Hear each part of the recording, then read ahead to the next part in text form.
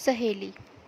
آج میں کافی بور ہو رہی تھی کیونکہ آج میری اچھی سہیلی اسکول نہیں آئی تھی۔ میں اپنی سیٹ پر خاموش بیٹھی تھی کہ ٹیچر کی آواز پر میں نے سامنے دیکھا۔ مس کسی لڑکی کا تعارف پوری کلاس سے کرا رہی تھی۔ اس کا نام مس نے سائمہ بتایا۔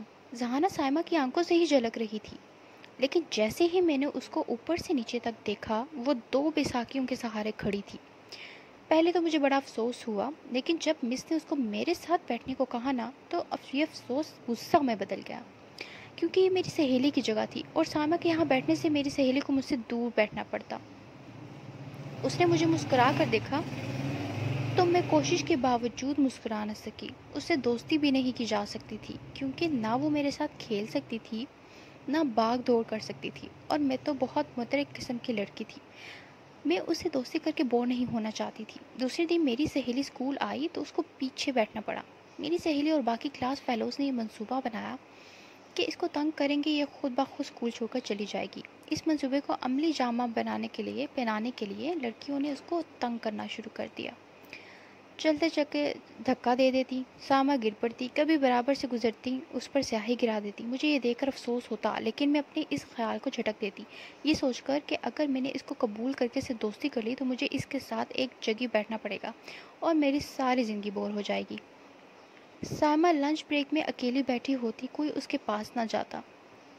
ایک روز سائمہ کوریڈور میں آرام سے بیساکھی کے سہارے جا رہی تھی کہ دو لڑکیاں بھاگتی ہوئی اس کے برابر سے گزری اور دھکا دے دیا۔ میں پیچھے ہی آ رہی تھی۔ سائمہ ایک دم لڑکھڑا گئی اور گرنے ہی والی تھی۔ میں نے جلدی سے اسے تھام لیا۔ اس کی آنکھوں میں آنسو صاف نظر آ رہے تھے۔ میں نے اس سے پوچھا کہ کیا ہوا، تو وہ صاف ان لڑکیوں کو بچا گئی اور کہا میں لڑکھڑا کر گر گئی تھی۔ مجھے پتہ نہیں کیوں اس وقت ان لڑکیوں پر بہت غصہ آیا۔ میں اس دن سائمہ کے ساتھ ہی رہی۔ دوسرے دن تو حد ہی ہو گئی۔ لنچ بریک میں جب سب گراؤنڈ میں کھیل رہے تھے، میرا گزر کلاس کے باہر سے ہوا تو میں نے دیکھا سائمہ کلاس میں بیٹھی رو رہی ہے۔ میں اس کے پاس گئی تو اس نے کہا لڑکیوں نے اس کی بیساکھیاں چھپا دی ہیں، میں بیساکھیوں کے بغیر نہیں چل سکتی، یہ کہہ کر وہ رونے لگی۔ میں اسی وقت ان لڑکیوں کے پاس گئی جنہوں نے سائمہ کو تنگ کرنے کا پروگرام بنایا تھا۔ ان لڑکیوں سے کہا کہ اگر تم نے سائمہ کی بیساکھیوں واپس نہ کی اور اس سے معافی نہ مانگی تو میں سچ سچ ہر بات پرنسپل کو بتا دوں گی۔ میری یہ دھمکی کام کر گئی۔ ان لڑکیوں خود بیساکھیاں جو سائمہ کو واپس کی اور اس سے معافی بھی مانگی اور آئندہ تنگ نہ کرنے کا بھی وعدہ کیا۔ آج میری سب سے بہترین دوست سائمہ ہے۔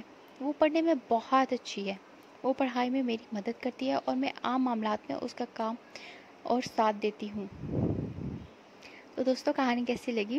ہمیں کسی کا بھی مذاق نہیں اڑانا چاہیے، اور اگر یہ سٹوری آپ کو پسند ہے تو چینل کو سبسکرائب کر دیجیے گا اور لائک بھی